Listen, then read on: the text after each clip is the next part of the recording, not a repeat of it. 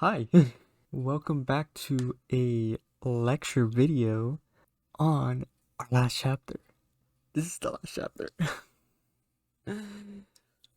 Jesus.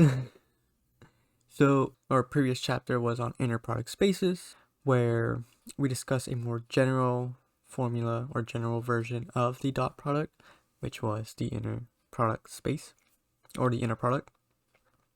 And then we use that to talk about the Gram-Schmidt process and how we can find a orthonormal basis set given just a base.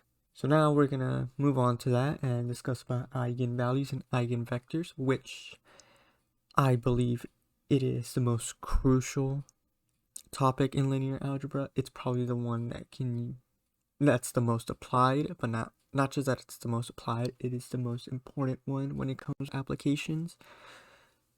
And you'll see that it will show up almost everywhere, from ordinary differential equations to even partial differential equations, which those two appear in every application-based science. So let's get into these upcoming final lectures. So with eigenvalues and eigenvectors, what we're eventually discussing is the eigenvalue problem. And what that problem basically states is, if there is a matrix A that is n by n, is there a non-zero vector x in R of n such that ax is a scalar multiple of x? And spoiler alert, yes, there is. And so that scalar multiple will be denoted as lambda, and this is what we will call the eigenvalue. And the vector x that corresponds to lambda will be called the eigenvector.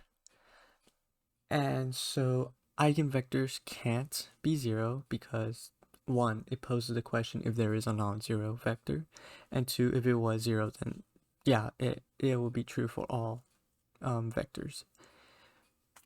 But an eigenvalue can be zero, so there's a difference there. A matrix, however, can have more than one eigenvalue, and we'll be doing examples where, yes, there is going to be more than one eigenvalue for a given matrix, but how, like, this poses the questions like, how do we find these eigenvalues? And so it is like, what, 3 steps, something like that? Very, very simple steps. So obviously we're gonna have the standard equation where we let ax equal to lambda x. And so now we're gonna move the lambda x to, or I guess, well, it depends where you want to put it. Point is, yeah, we're gonna move the a of x to the right hand side, and then we're just gonna like flip everything, so everything's on the left. And then we're gonna factor out the x. And so this will give us lambda I minus a all multiplied by x. And I is the identity matrix, which makes sense because that's how you one, factor out, and then two, subtract the a of matrix A, because it's technically lambda is a scalar multiple, and so we have to make it into a matrix. And so the only way we do it is we use the identity matrix that is the same dimension as A. That means that A has to be a square matrix. And so this becomes a homogeneous system, and it has non-zero solutions if and only if the determinant of lambda I minus a is equal to 0. So this equation, the determinant of I lambda minus a equaling 0, is what is known as the characteristic equation, and it will give us a polynomial with a degree n on lambda. And so this just becomes like a regular, like, I guess, like algebra 1, algebra 2, solving for the roots. And so the solutions, which will be in terms of lambda, will be the eigenvalue or values, depending if there's more than one. But also, while you're solving these characteristic equation, you will come across something known as the multiplicity. And so the multiplicity is an eigenvalue that occurs multiple root k times. And so that means that that eigenvalue has a multiplicity of k. So let's say that one of the solution is lambda minus 1 quantity squared. That means that lambda is, the eigenvalue lambda is equal to 1, and it has a multiplicity of 2 because it's raised to the second power.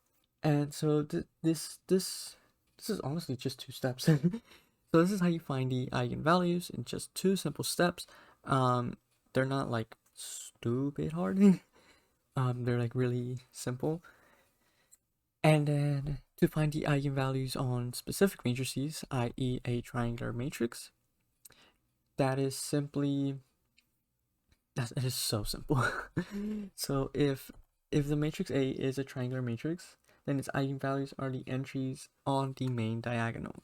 So you don't really have to do this whole determinant of lambda I minus A equaling 0. You can just take the all the values in the main diagonal, and that will be your eigenvalues. So that's pretty simple. This also includes the a diagonal matrix. That's another, so like there's three matrices that you can just solve without even looking at it. So now we're going to discuss about eigenspaces.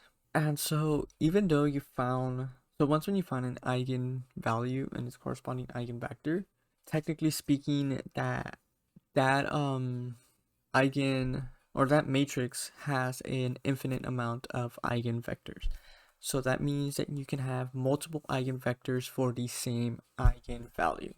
And so if A is an m by n matrix with an eigenvalue of lambda, the corresponding eigenvector x, if A is an m by n matrix with an eigenvalue lambda and corresponding eigenvector x, then every non-zero scalar multiple of x is also an eigenvector of A. And this becomes useful because if we have two vectors, x1 and x2, which are eigenvectors of the same value, then that means their sum is also an eigenvector with the same eigenvalue. And this is a property that we can pretty much exploit further on your math career or engineering career, as it becomes useful when you talk about partial differential equations and how you can split up a function into the sum of two other functions. And so that means their corresponding eigenvalue and eigenvector, or yeah, the corresponding eigenvalues would be the same. So that means you can technically add them together, which can further break down a partial differential equation to more simple, solvable problems.